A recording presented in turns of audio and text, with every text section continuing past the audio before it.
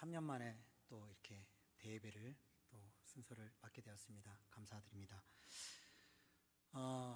우리 성도님들 이 자리에 계신 모든 분들이 혹시 마음속에 사형 선고를 받은 듯한 절망감이 혹시 있지는 않으십니까? 내 마음속에 사형 선고를 받은 듯한 절망감. 우리가 살고 있는 이 시대는요, 마치 거친 폭풍우가 몰아치는 바다와 같습니다. 어수선한 정국이죠. 또한 서로를 향한 날선 비판이 끊이지 않고 있습니다. 또한 끝없이 쏟아지는 분열의 소식들 때문에 우리 국민 모두는 너나 없이 깊게 찢어지고 상한 마음을 지니고 있게 됩니다. 우리는 매일 뉴스를 통해서 서로에게 돌을 던지는 세상의 모습을 보게 됩니다. 우리는 하루에도 몇 번씩 되뇌이죠. 도대체 이 어둠이 언제 끝날 것인가? 도대체 이 힘든 것이 언제 끝날까? 매일 고뇌합니다. 이런 상황에서 우리 예수 믿는 성도들마저 세상 사람들과 똑같이 비판하고 상처 주고 인격을 모독하는 일에 동참해서야 되겠습니까? 결단코 아니죠. 지금같이 이 어려운 세상이야말로 우리가 세상의 소리가 아닌 하늘의 따뜻한 위로를 전달해 줘야 될 때입니다. 이제 어느덧 연말이 다가오죠. 한 100일도 남지 않은 기간에 이제 성탄절이 다가옵니다. 성탄절의 의미가 뭔가요? 예수님께서 이 땅에 오셨다라는 의미죠. 이 땅에 오신 예수님께서는 왜 오셨을까요? 우리의 죄를 비판하기 위해서 오셨을까요? 아니면 뭐 때문에 오셨을까요? 예수님께서는 죄인을 비판하고 정죄하기 위하여서 이 땅에 오신 것이 아니라 오히려 가장 비천하고 낮은 자리로 오셔서 병든 자를 찾아주시고 죄에 눌린 자를 도와주시고 상한 마음을 위로하시고 방황하는 인생에게 소망을 주시기 위하여서 이 땅에 오신 분이십니다. 믿으십니까? 그분은 우리를 섬기기 위해 십자가에서 죽기까지 우리를 너무나도 사랑하셨던 그분이십니다. 그러한 예수님의 섬김은, 그 사역은 지금도 주의 백성들을 통해서, 성도들을 통해서 계속해서 되어지고 있죠. 예수님은 단지 유대나라 백성만 섬기신 분이 아닙니다. 지금 이 땅에 살고 있는 오늘을 살아가는 우리 성도들에게도 동일하게 섬겨주고 계십니다. 저와 여러분은 겸손한 마음으로 우리의 삶을 한 번쯤 돌아보았으면 좋겠습니다. 어느 한 곳 주님의 손길이 미치지 않은 곳이 없기 때문입니다. 우리가 슬퍼할 때 성령을 통해서 따뜻하게 우리를 위로해 주시고, 그런 것부터 시작을 해서 아플 때 치료해 주시고, 공경에 처했을 때 구원의 손길을 펼치시고, 때를 따라 돕는 은혜로 위로와 치료, 그리고 도움과 구원으로 우리의 모든 삶을 이어오도록 하셨습니다. 물론 그렇다고 해서 우리의 삶에 전혀 어려움이 없었던 것은 아니죠. 지금도 어렵습니다. 앞으로도 어려울 수도 있습니다. 지금까지 괜찮았으나 어려울 수가 있어요. 어떤 때에는 이 세상 누구보다 큰 고난을 당해야 될 때도 있었고, 그 큰 고난 속에서 한없이 외롭고 고독한 순간에 잠겨들기도 했었습니다. 하지만 그러한 것이 주님께서 우리를 돕지 않으셨다라는 것을 의미하지는 않습니다. 우리가 힘들다고 해서 하나님은 안 계시나? 내가 너무나 어려운데 왜 하나님은 나의 기도를 듣지 않으신가? 그렇게 하나님이 없다고 생각하시는 걸까요? 아니에요. 비록 심각한 고난 중에 있다 할지라도 하나님께서는 오늘의 우리와, 이 자리에 있는 우리와 함께 하십니다. 단지 우리가 그것을 깨닫지 못할 뿐인 거죠. 성도된 우리가 반드시 알아야 할 것은, 이 세상에 살면서 아무런 고난도 없이 사는 사람은 아무도 없다라는 사실입니다. 옛말에 이런 말이 있죠. 천석군에게는 1000가지 고민이 있고 만석군에게는 10,000가지 고민이 있다라고 합니다. 이 고난의 종류가 다를 뿐이지, 또한 성격이 다를 뿐이지, 누구에게나 고난은 있게 마련입니다. 그렇기 때문에 서로의 위로가 필요합니다. 이 위로란 말을 국어 사전에서는 어떻게 정의하냐면, 따뜻한 말이나 행동으로 괴로움을 덜어주거나 슬픔을 달래주는 것, 그것을 바로 위로라고 합니다. 그러므로 오늘 우리는 이 격동의 시대를 향한 우리 가성교회 성도로서 사명을 새기고자 합니다. 오늘 저는 여러분과 함께 상한 마음을 보듬는 예수 그리스도의 참된 위로가 무엇이며 이 위로가 어떻게 우리 자신과 가정 그리고 이 나라의 어둠을 밝히고 위로의 아름다운 결실을 맺을 수 있을지 세 가지 관점에서 깊이 한번 나눠보고자 합니다. 그러기 위해서 본문 이사야 49장 8절에서 13절의 말씀을 근거로 위로의 결실을 맺읍시다 라는 제목으로 함께 말씀을 나누고자 합니다. 그 세 가지 중에 첫 번째로 볼 것은 그러면 그 많은 고난이 성도에게는 왜 오는 것일까라는 것입니다. 고린도서 1장 9절 말씀에 이렇게 되어 있습니다. 우리는 우리 자신이 사형 선고를 받은 줄 알았으니 이는 우리로 자기를 의지하지 말고 오직 죽은 자를 다시 살리시는 하나님만 의지하게 하심이라 라고 되어 있습니다. 이 말씀에 사도 바울은 자기가 고난당한 것이 억울하고 힘들어서 사형 선고를 받은 줄 알았다 그런 의미가 아니라 그러한 절망적인 고난 가운데서도 이김을 주시는 전능하신 하나님의 위로를 말하고자 하였던 것입니다. 사도 바울의 위대함은 인간적으로 볼 때는요 굉장히 절망적이죠. 하나님을 원망할 수밖에 없는 상황이죠. 그러한 상황에서 하나님의 뜻을 깨달아 알았다라는 점입니다. 그렇기 때문에 대단한 겁니다. 그뿐 아니라 이러한 환난을 통해서 환난을 축복으로 바꾸는 비결이 하나님만 의지하는 것입니다. 그것을 깨달았다라는 점입니다. 하나님만 의지했을 때, 하나님께 모든 걸 맡겼을 때 내 삶은 고난 중에 있다 할지라도 그것이 축복이다라는 것입니다. 그렇기 때문에 이어지는 10절에서 이렇게 말합니다. 그가 이같이 큰 사망에서 우리를 건지셨고 또 건지실 것이며 이후에도 건지시기를 그에게 바라노라 라고 했던 것입니다. 이 말은 지금 세상에는 고난 없는 사람이 없기 때문에 인간은 누구나 위로가 필요하다라는 그런 의미입니다. 하지만 고난 중에 있는 자에게 필요한 위로는 사람의 위로가 아닙니다. 하나님의 위로를 필요로 하는 것이며 이것이 없을 때는 절망할 수밖에 없게 되는 것입니다. 우리가 감사하며 은혜로운 생활을 하여 그렇게 살아야 하는 이유는 우리가 믿고 섬기는 하나님이 자비의 아버지시고 모든 위로의 하나님이시며 모든 환난 중에서 친히 위로를 부어주시는 분이시기 때문입니다. 그것을 믿어야 됩니다. 그뿐이 아닙니다. 주님으로부터 위로받은 종들을 통하여서 하나님께 받은 위로를 갖고 환난을 당하고 있는 성도들을 따뜻하게 위로하게 하시는 분이십니다. 그러므로 성도는 세상 사람들과 다르게 삶의 방향을 다르게 살기 때문에 세상 사람들로부터 때로는 멸시와 무시, 조롱을 받게 되는 경우가 있고 영적으로 고난을 받는 경우도 있고 어떤 때는 마음이 굉장히 상하는 경우도 있습니다. 근데 그 고난의 정도가 심하여서 말로 다할 수 없는 고생을 하는 경우도 있죠. 하지만 예수 그리스도 안에서 때로는 고난이 넘칠 때가 있지만 위로도 그에 못지않게 넘치게 허락하실 때가 많습니다. 다시 말하면 하나님은 어떠한 종들이라 할지라도 결코 가볍게 보지 않으시고 도와주시며 보호하시고 붙들어 주신다라는 사실입니다. 그것은 히브리서 2장 18절 말씀에 그가 시험을 받아 고난을 당하셨은즉 시험받은 자들을 능히 도우실 수 있다라고 하였습니다. 그러니까 예수님은 스스로 인간의 육체를 입으시고 고난을 당하신 분이시기 때문에 우리의 고난을 어떻게 도우실 것인지 너무나 잘 아신다는 것입니다. 우리가 부모로서의 역할을 하다 보면은 우리 자녀가 자라는 것을 보잖아요. 그럼 보면은 이 아이가 어떻게 잘하는지, 이 아이가 무엇을 잘하는지, 이 아이가 무엇을 못하는지, 이 아이가 무엇이 부족한지, 그러면 내가 이 아이에게 무엇을 해줘야 될 것인지 알잖아요. 그것이 부모잖아요. 하나님도 마찬가지시라는 겁니다. 우리를 창조하신 하나님께서는 우리의 고난이 무엇인지, 우리의 아픔이 무엇인지, 우리에게 필요한 위로가 무엇인지 명확하게 알고 계시는 분이시다라는 것입니다.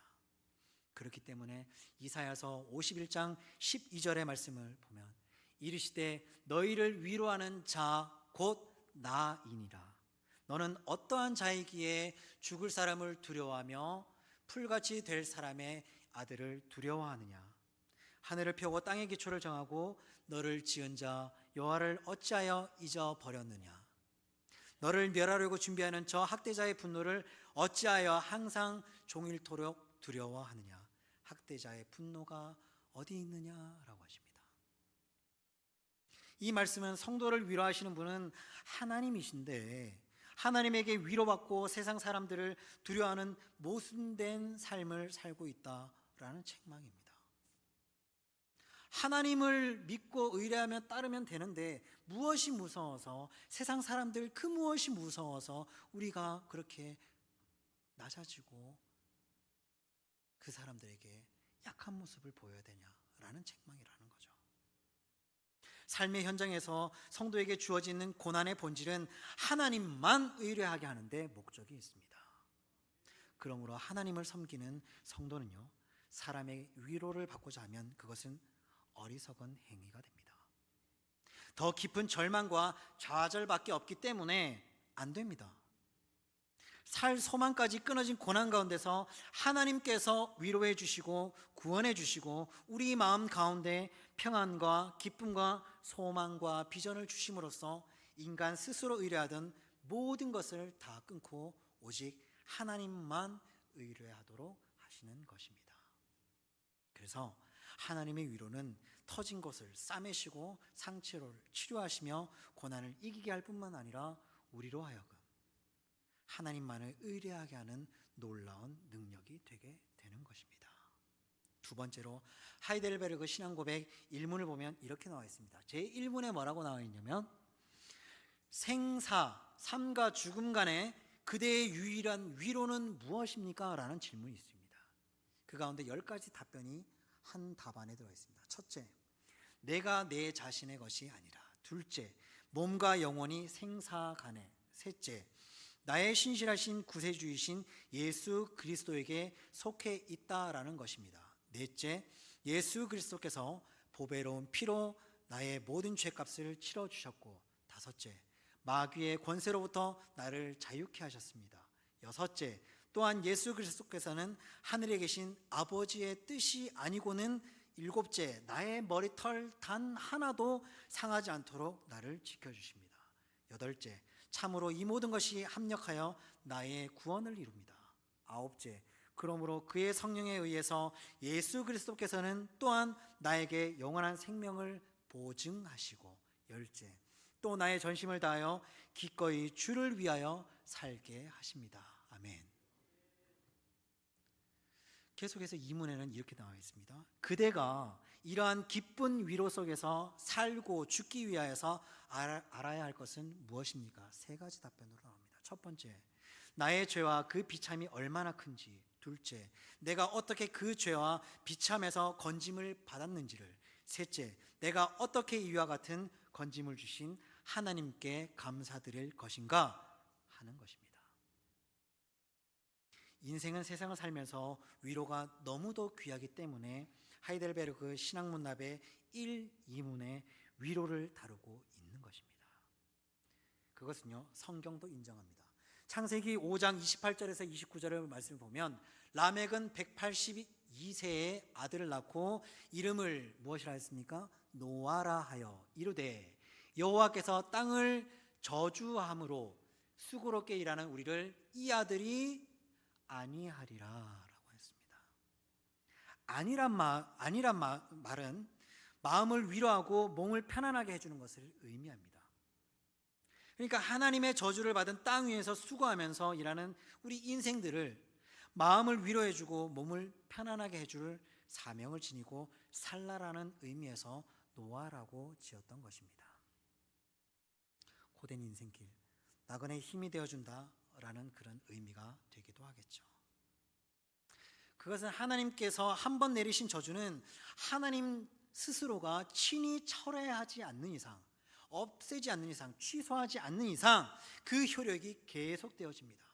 그렇기 때문에 인간이 그것을 경작하는 일은 대단히 힘들고 고통스럽고 수고거리가 되었다라는 것입니다. 창세기 3장 17절에서 18절의 말씀을 보면 아담에게 이르시되 내가 내 아내의 말을 듣고 내가 내게 먹지 말라 한 나무의 열매를 먹었은즉 땅은 너로 말미암아 저주를 받고 너는 내 평생에 수고하여야 그 소산을 먹으리라. 땅이 내게 가시덤불과 엉겅퀴를 낼 것인즉 내가 먹을 것은 밭의 채소인즉. 끝인가요? 네. 채소인즉 내가 흙으로 돌아갈 때까지 얼굴에 땀을 흘려야 먹을 것을 먹으리니 내가 그것에서 취함을 입음이라. 너는 흙이니 흙으로 돌아갈 것이다. 이러한 하나님의 명령에 따라서 고통을 겪으면서 괴롭게 살아가는 그 시절 당대 사람들에게 라멕은 수고롭게 일하는 우리를 이 아들 노아가 아니하리라 라고 했습니다.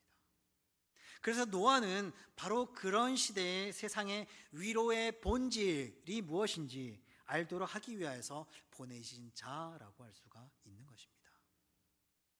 당시의 노아는 하나님이 없는 것처럼 먹고 사는 문제로 일상에 심취해 살아가는 그런 시대 풍조와는 전혀 다른 삶을 살았습니다. 그리고 그 삶을 다른 사람들에게 전하였습니다. 그리고 그 삶을 전함을 제시하였던 것입니다. 비록 다른 사람들에게 손가락질을 당하고 조롱당하며 산다 할지라도 바르게 하나님만을 섬기며 말씀을 따라가며 살아가는 그러한 삶이 자신이 줄 수 있는 유일한 위로이며 참된 위로라는 것을 스스로의 삶을 통해서 증명하며 보여주려 하였던 것입니다. 여기서 우리가 깨달을 수 있는 것은 우리 삶의 환경이 달라지고 나아지고 더 윤택해지는 것들로 우리에게 근본적인 위로가 될 수 없다라는 것입니다. 그리고 아무 걱정 없이 안락하게 살아가는 것이 진정한 위로가 아니다라는 것입니다.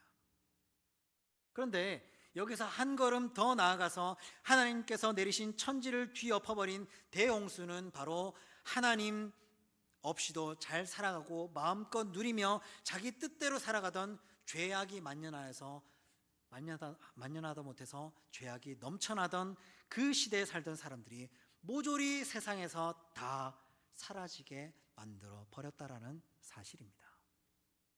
그러한 재앙 속에서도 하나님을 섬기는 것이 가장 큰 위로가 되며 힘이라고 외치고 다른 사람들을 위로하였던 의인 노아와 그 가족들은 한 사람도 잃지 않고 살아남았죠. 그러므로 인하여서 제2의 인류의 시조가 될 수 있었다라는 사실입니다. 특히 노아의 아버지 람에게 간절한 기도를 보면서 당시 족장들의 극심했던 생활고와 다른 사람들이 교제해주지 않는 이 외로움 속에서도 절망하거나 원망하지 않고 하나님의 위로를 기다리며 도우심을 기다리는 람에게 순수한 신앙을 엿볼 수가 있습니다.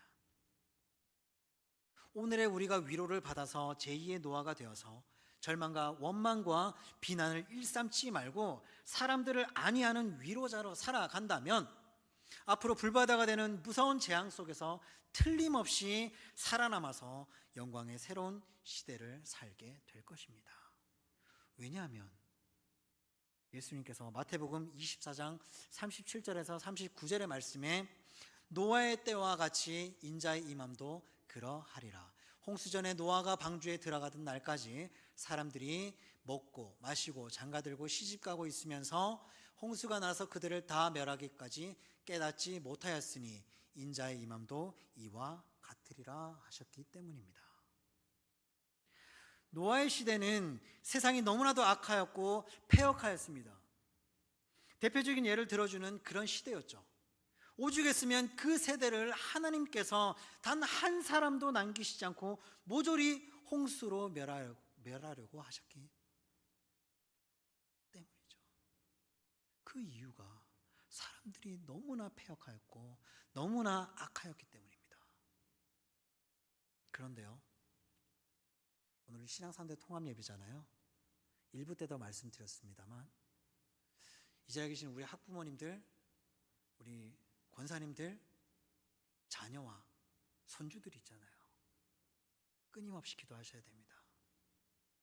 우리 아이들이요, 핸드폰을 가지고 특정 메신저를 통해서 특정 단어를 언급을 하면 30분 안에 우리 아이들 손에 단돈 5만 원이면 3g짜리 마약을 손에 넣을 수가 있습니다. 현실입니다. 뉴스에만 나오는 얘기가 아니에요. 또한 아이들이 핸드폰을 통하여서 불법 토토 도박을 합니다. 갑자기 아이들이 용돈을 많이 달라고 하면 한 번쯤 핸드폰을 점검해 보시기 바랍니다. 또한 특정한 어떤 활동을 할 수 있는 그런 어플이 하나가 깔리면 아이들이 보지 못할 동영상이 단 하나도 없습니다. 미성년자라 할지라도 19세가 훨씬 넘는 그런 위험한 동영상들 다 볼 수가 있습니다. 내 자녀는 아닐 거야. 그런 아니란 생각을 하실 때가 아닙니다. 내 자녀가 그럴 수 있고 내 손주가 그럴 수가 있습니다. 마찬가지입니다. 이 노아의 당시 대표적인 폐역함은 사람들이요, 먹고 마시고 장가가고 시집가고 하는 세상적인 쾌락에 정신을 온통 쏟아 버렸던 것입니다.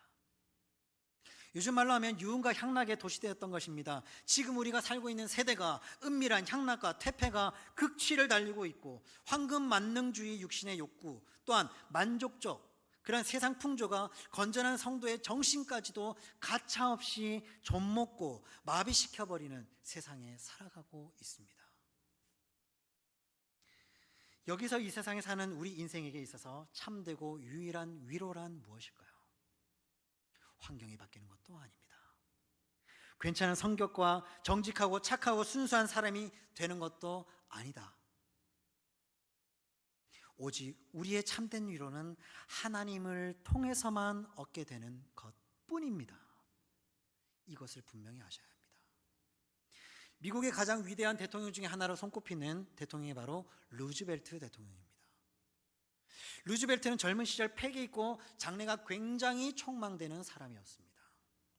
그런데 뜻하지 않는 사고를 통해서 전신에 마비가 오게 됐습니다. 그리고 휠체어를 타게 되었습니다. 그러던 어느 날 루즈벨트는 아내 엘레나 여사에게 이렇게 말합니다.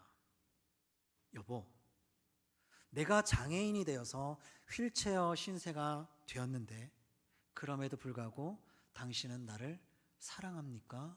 라고 했습니다. 그러자 엘레나 여사가 이렇게 말합니다.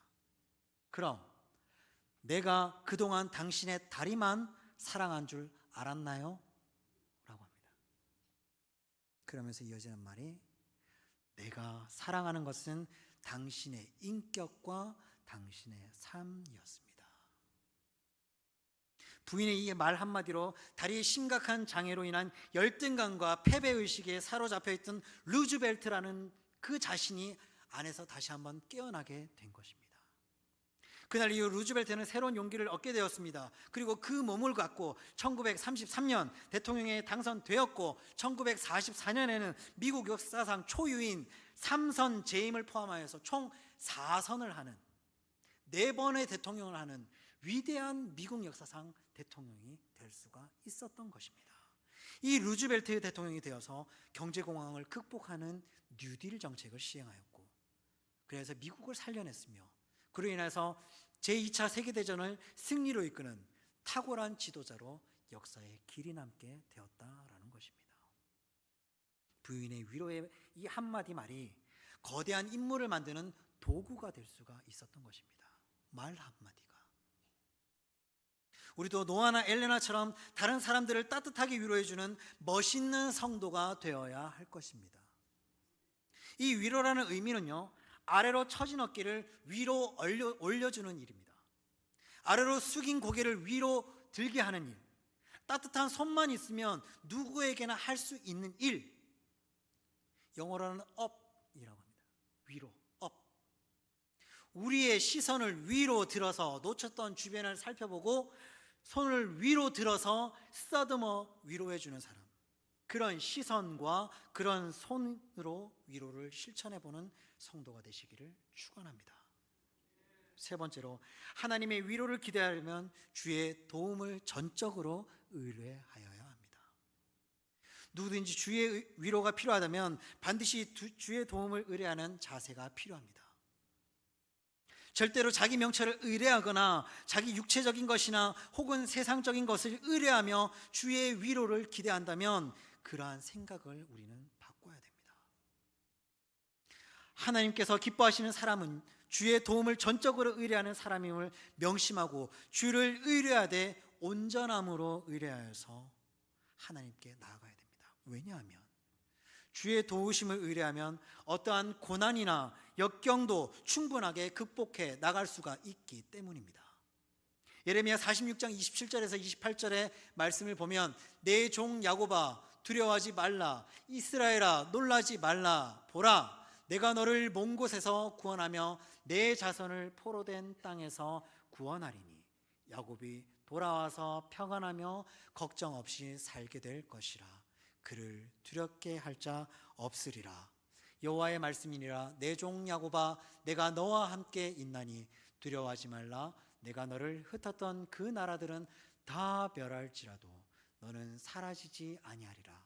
내가 너를 법도대로 징계할 것이요 결코 무지한 자로 여기지 아니하리라. 이 말씀은 포로 중에 고달픔이 있는 하나님의 백성들에게 다가오셔서 주시는 따뜻한 하나님의 위로의 말씀입니다. 힘들고 괴로웠던 야곱의 그 역경의 순간들 동안 온전히 하나님께서 그 위로를 하셨던 것입니다. 마찬가지로 지금의 예루살렘 백성들아 내가 너를 이렇게 하겠다, 내가 너를 이렇게 위로하겠다.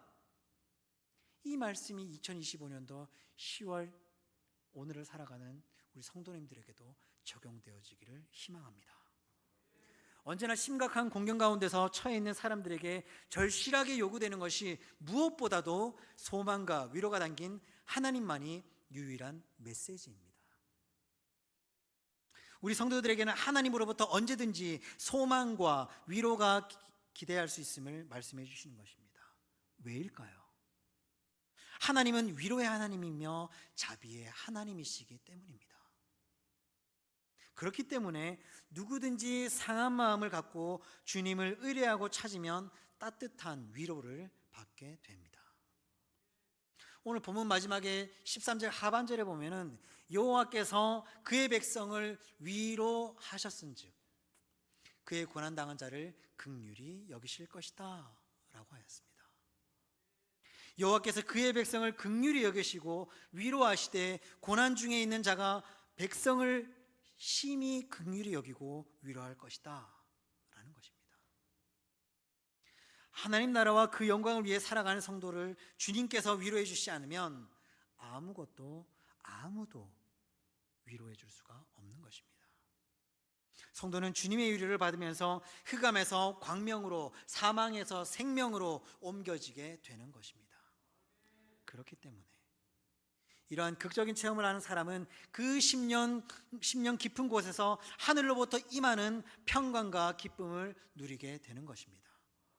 그러므로 예수 믿는 성도가 늘 감사하며 하나님을 찬양하는 것은 지극히 자연스러운 현상이고 당연한 일입니다. 중요한 것은 하나님을 섬기며 공경에 처한 사람들에게 가장 절실하게 요구되는 것이 바로 하나님의 위로다라는 것입니다. 왜냐하면 인간의 위로는 공경을 극복하는 데 어느 정도 도움이 될 수 있습니다. 슬픔 중에 있습니다. 누군가 와서 나의 어깨를 두드리며 많이 힘들지? 내가 옆에 있어 줄게.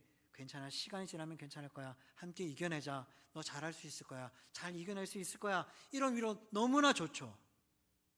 근데 그 친구가 없거나 그 위로해 주는 자가 없을 때, 나 혼자 있을 때는 그 공허함과 그 외로움과 그 어려움들은 누가 보상해 줍니까? 그 누구도, 이 땅에 있는 그 누구도, 그 무엇도 이 절망의 문제를 해결해 주기에는 역부족입니다. 그러나 하나님의 위로는 어떠한 심각한 절망의 문제라 할지라도 능히 충분히 극복하도록 도와주십니다. 그러므로 하나님의 위로는 근원적인 위로이고 완전한 위로입니다. 우리도 하나님의 위로가 우리 성도들의 모든 삶 가운데 끊임없이 나타날 수 있기를 소망합니다. 시편 23편 4절의 말씀을 보면 내가 사망의 음침한 골짜기로 다닐지라도 해를 두려워하지 않을 것은 주께서 나와 함께 하심이라. 주의 지팡이와 주의 막대기가 나를 안위하시나이다. 여기 안위라는 것은 위로라는 말입니다. 이는 목자가 지팡이와 막대기로 양떼를 보호하고 인도할 때에 양들이 느끼는 안정과 평안함을 의미합니다. 주의 지팡이와 막대기가 나를 안위, 즉 안전하고 평안함을 느끼도록 위로를 하신다라는 것입니다. 사랑하는 성도 여러분, 지금 이 시간에도 세상은 갈등과 분열의 어둠 속에서 상처 입고 신음하고 살아가고 있습니다. 정치적으로 불안하죠. 경제적으로 어렵죠. 관계는 점점 단절돼 가죠. 이 모든 것이 우리의 어깨를 아래로 처지게 하고 우리의 고개를 숙이게 합니다. 그러나 오늘 이 말씀을 통해서 우리는 가장 완전하고 따뜻한 위로의 근원을 확인하였습니다. 그것이 바로 예수 그리스도입니다. 우리 성도들은 루즈벨트 대통령에게 새로운 삶의 용기를 불어주었던 엘레나 여사의 위로의 말처럼 상한 시대를 다시 세워 올리는 위로의 도구로 부름을 받은 존재들입니다. 우리의 사명은 노아가 했던 것처럼 세상의 쾌락이 아니라 하나님의 동행이 참된 위로임을 삶으로 보여주는 것입니다.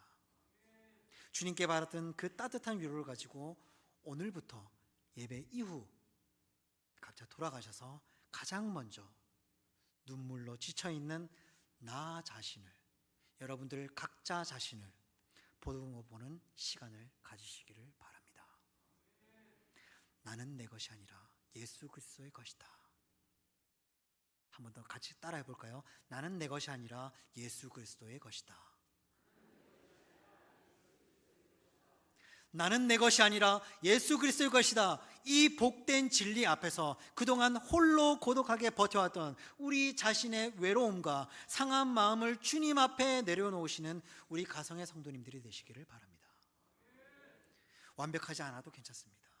실수투성이어도 괜찮습니다. 나를 정죄하고 비난했던 세상의 목소리가 아니라 내가 너와 함께 있나니 너는 두려워하지 말아라.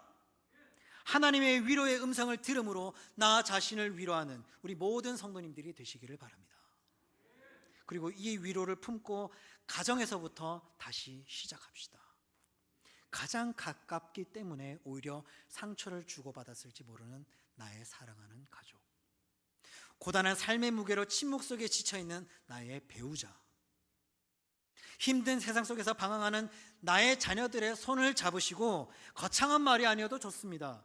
말없이 건네는 따뜻한 눈빛이면 됩니다. 오래 참고 인내하는 사랑이면 됩니다. 먼저 용서하는 마음이면 됩니다. 그러한 것이야말로 그들의 사망의 음침한 골짜기를 안위할 수 있는 유일한 지팡이와 막대기가 될 것입니다.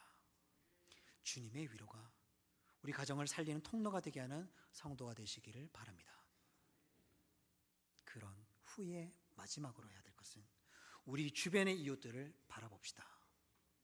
우리의 시선을 위로 업하여서 들어 아래로 처진 이웃의 어깨를 보고 우리의 손을 위로 업하여서 들어서 숙인 그들의 고개를 들어서 소망을 바라보게 합시다. 땅만 바라보면 소망이 보이지 않아요. 위로 봐야 소망이 보입니다. 비판과 정죄가 난무하는 이 어수선한 전국 속에서 우리가 예수님의 마음으로 그들을 껴안을 때에 이 땅의 모든 외로움과 고통을 친히 겪으시고 우리를 품으신 예수 그리스도의 심장이 다시 한번 뛰는 경험을 여러분들은 하게 될 것입니다. 그것이 바로 성도의 삶입니다. 성도의 삶이란 주의 인도를 쫓는 삶이 되어야 하는 것입니다. 이 길에 참된 기쁨이 있고 위로와 소망이 있음을 명심하고 주의 인도하심을 쫓도록 심혈을 기울여야 됩니다. 지금의 이 시대의 사람들에게 위로가 필요합니다. 나도 필요하고 내 가족도 필요하고 내 이웃도 위로가 필요합니다. 진정성과 진실성이 있는 유일한 위로가 필요하다라는 거죠. 그들에게 영원히 목마르지 않고 배고프지 않고 낡아지지 않는 그런 위로를 주시는 예수 그리스도를 소개하고 싶어하는 성도가 되어서 위로의 결실을 맺는 성도가 되시기를 바랍니다. 우리의 작은 위로의 몸짓은 결코 세상의 것처럼 낡아지거나 사라지지 않습니다. 그것은 영원히 목마르지 않고 배고프지 않고 영원한 생명을 보증하는 예수 그리스도의 사랑의 씨앗이기 때문입니다. 오늘 우리가 흘리는 긍휼의 눈물과 사랑의 위로가 분열된 이 시대를 치유하는 가장 따뜻한 강물이 될 것입니다. 결실의 달을 맞이하여서 주님께 받은 그 귀한 위로를 가지고 이 세상을 섬기며 영광의 새 시대를 맞이하여 복된 위로의 결실을 맺는 가정의 모든 신앙 3대 되시기를 주님의 이름으로 간절히 축원합니다. 다 같이 기도하겠습니다. 은혜와 위로의 하나님 아버지 감사합니다. 저희가 격동의 시대를 살면서 때로는 사형 선고를 받은 듯한 절망감에 짓눌림을 고백합니다. 그러나 오늘 모든 위로의 근원 되시는 하나님만이 우리의 유일한 위로임을 다시 한번 깨닫게 하심 감사합니다. 노아처럼 믿음으로 세상을 향한 위로의 사명을 주셨으니 세상의 비판과 정죄에 동참하지 않게 하여 주시옵소서. 주님께서 저희를 위로하셨듯이 저희도 상한 마음으로 고통받는 나와 내 가족과 내 이웃을 향해 따뜻한 말과 행동을 실천하며 위로의 아름다운 결실을 맺게 하여 주시옵소서. 고난 중에도 주님만을 의뢰하며 주님께 받은 사랑으로 이 세상을 섬기다가 영광의 새 시대를 맞이하는 충성된 위로자로 살게 하여 주시옵소서. 이 모든 말씀 살아계신 예수님의 이름으로 간절히 기도드립니다. 아멘.